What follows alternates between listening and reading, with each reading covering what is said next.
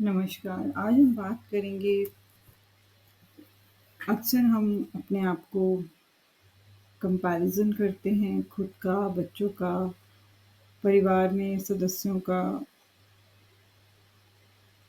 अपने से ऊँचाई की तरफ, जिससे हम अपने आप को बहुत छोटा, हमारे अंदर हीन भावना आ जाती है। और ये होना बहुत दुःख की बात है और ये एक बहुत खतरनाक और परेशानी की बात है। अगर छोटा समझ में आ जाए तो हमें बहुत घमंड हो जाएगा। अगर हमें अपने आप को बड़ा समझें तो हमें ईर्ष्या आ जाएगी। तो दोनों ही सिचुएशन में जो है वो लॉस होगा हमारा खुद का। ऐसा नहीं करना चाहिए क्योंकि हर जीव के अंदर प्रभु बैठे हुए हैं और हमारे हृदय ऐसा जब वो बैठे हैं तो हमारा हृदय ऐसा होना चाहिए कि शीतल, उसके अंदर कोई बेकार के विकार ना आए। कंपेयर तो कभी करना ही नहीं चाहिए। अपने आप को सुधारने की भावना होनी चाहिए। अगर हम ऐसा करेंगे तो हम अपने जीवन में उन्नति भी लाएँगे, हमारी जो सोच होगी वो पॉज़िटिव होगी, हमारा जो फ्यूचर होगा वो भी ब्राइट की तरफ जाएगा। अगर हम कंपैरिज़न करते रहे तो हम हमेशा टेंशन में रहेंगे कि इसके पास वो है, वो मेरे पास नहीं। और आप अपने आप को और ज़्यादा एक भार महसूस करेंगे लाइफ़ के प्रति और धन कमाने के प्रति या जिस चीज़ के प्रति आपका आकर्षण है, उसको पाने के लिए आप अपनी जीवन से कई लोग खिलवाड़ भी कर बैठते हैं। जो ये हमें जीवन मिला है, ये कुछ चंद वर्षों के लिए, तो इससे पहले और इसके बाद क्या होगा वो हमें नहीं पता।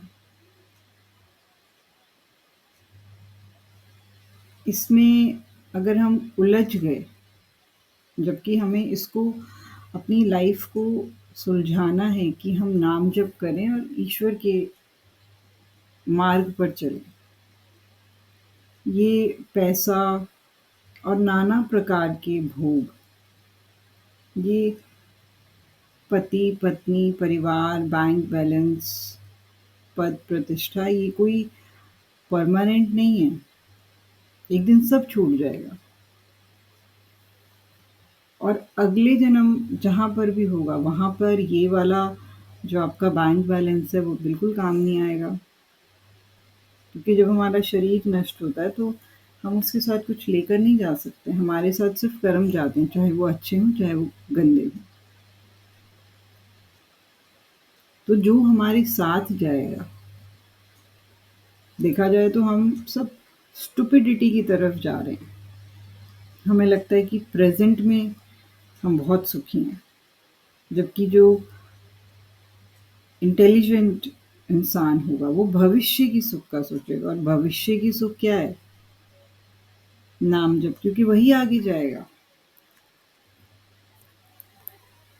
अभी जितना जिस चीज़ के लिए भी हम भाग रहे हैं, जिसको इकट्ठा करने के लिए, उसमें से कुछ भी हम लेके नहीं जा सकते। अभी हम 4 रोटी खा रहे हैं, लेकिन कल क्या खाएँगे इसके बारे में हम नहीं सोचते। तो जो मनुष्य शरीर है, वो बस सुख में अपने आप को भोगने में लगा है। लेकिन जब ये कल शरीर छूट जाएगा, तो हमारे साथ शुभ कर्म जाएँगे या अशुभ कर्म जाएँगे।